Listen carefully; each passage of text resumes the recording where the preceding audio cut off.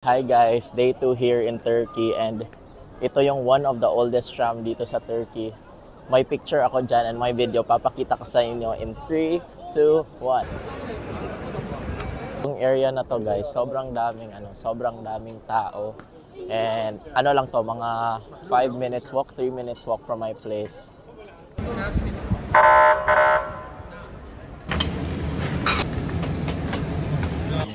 Today guys, we're having brunch in a local Turkish na karinderya. Ayan. So, kumuha tayo ng itlog na may meat, chicken, and then fish. So, presyo nito nasa around 1,500 pesos kung i-convert natin. Ano na din siya, mas mahal siya compared sa Philippines. But sa dami nito, okay na din. Guys, we're here in St. Anthony de Padua Church and ano siya, like very nice siya kasi very rare na mahahanap mo isang Catholic Christian church in a Muslim country. So, let's go inside. Ang ganda guys. Grabe.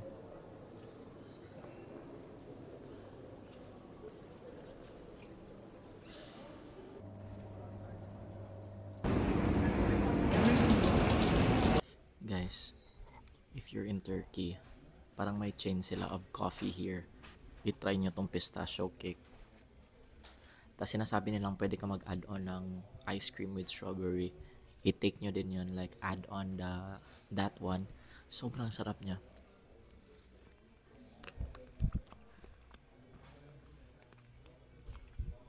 Napakasarap. One of the best cakes I've tried in my whole life. Pero totoo. Pero mahal din siya. Totoo. Kasi ito, parang magiging ano na to, 600 pesos. Ano lang? Okay, take it. Virot! Oh, maşallah, take it. Merhabalar, hoş geldiniz. Virot! Take it. Virot! Yes. Come. Oh, perfect, Yumi. It is nice. It has grade. It has eye prescription. Merhaba, hoş geldiniz. Virot! Bir problem var la, şöyle bir şey. Ay maşallah. Ha! Ay. Ah, Virot! Yes. Şöyle bir. Thank you. Bye. Worth 300 na ice cream in pesos. Tikman natin. Sarap nyo.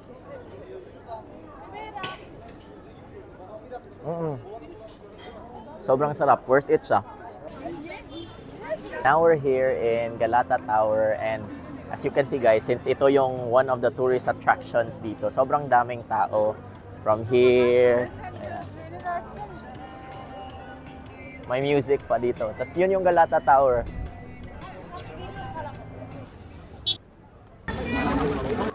Guys, we're now here in Grand Bazaar.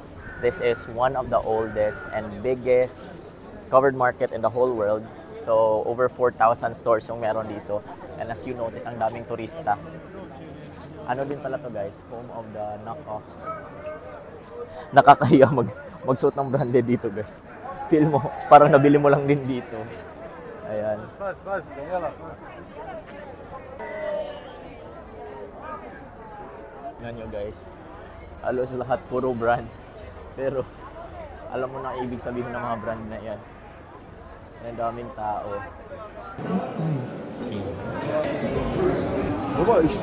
Yan guys, actually wala to sa plan na dadaan tayo dito. But since nag-close na yung mga gates, ayan, nakadaan tayo sa Istanbul University. Sobrang ganda ng exterior.